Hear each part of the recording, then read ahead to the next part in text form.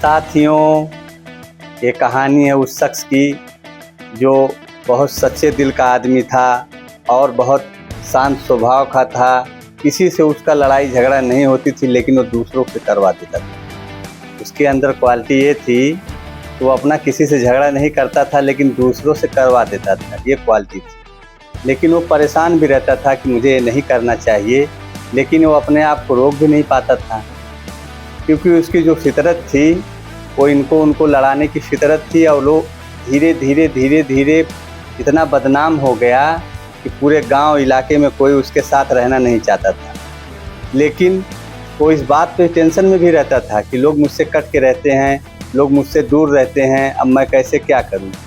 इसी फिक्र में रहता था। जब वो किसी महफिल में बैठता था तो लोग वहां से उठ के चले जाते थे। उठ के चले जाने के बाद जो है बहुत परेशान हो रहता था। धीरे धीरे दिन गुजरता गया और उसका नाम उसी तरीके से बढ़ता गया। लोग उससे धीरे धीरे कटने लगे और वो अपने आप में ही परेशान रहने लगा। जब कोई बात सुनता था तो अपने आप को रोक नहीं पाता था जब तक उस बात को दूसरों तक पहुंचा न दे। अब मेरे भाई जब बहुत ज़्यादा हो गया, गांव वाले उसके ऊपर चढ़ाई करने लगे, लड़ाई झगड़ा करने लगे और अपने शहर को ही छोड़ दिया। अपने गांव को छोड़ के वो चला गया दूसरे शहर। वहाँ पे भी यही सिलसिला जारी था। जब लोग उसके बारे में जान गए तो वहाँ के लोग भी उससे कटने लगे। इसके बाद वो सोच लिया कि अब इसका कोई रास्ता निकालना पड़ेगा, इसका कोई इलाज मुझे करना पड़ेगा।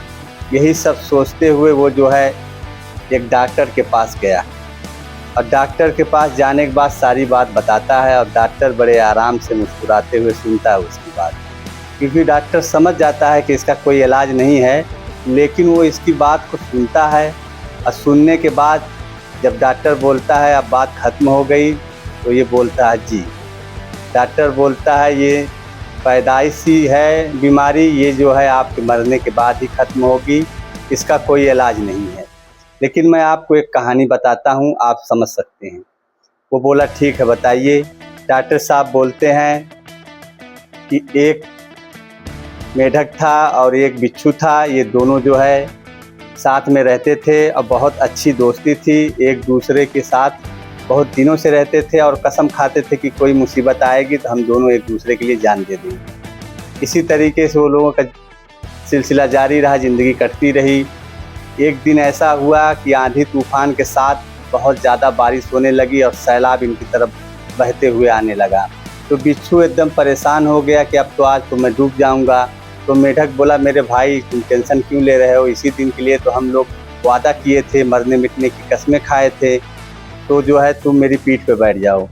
मेढक की पीठ पे बिच्छू बैठ जाता है और मेढक जो है धीरे धीरे करके सैलाब को पार करता है। और पार करने के बाद जब थोड़ा और सैलाब पानी बचा रहता है तब तक जो है जो बिच्छू होता है मेढक की पीठ पे डंक मार देता है। अब मेढक एकदम तिलमिला जाता है और कहता है मेरे भाई मैं इतनी मेहनत से तुझे पार करा रहा हूँ, अब तू ये क्या किया। तो बिच्छू बोलता है मेरे दोस्त मैं तुझे बहुत चाहता हूँ, बहुत मोहब्बत करता हूँ, लेकिन मैं क्या करूँ, डंक मारना मेरी फितरत है, तो मैं नहीं रोक सकता इसको, मुझे माफ़ करना है। तो कहने का मतलब ये है कि जिसकी फितरत जैसी होगी वो कभी ख़त्म नहीं हो सकती, वो चाहे कितनी भी कोशिश कर ले।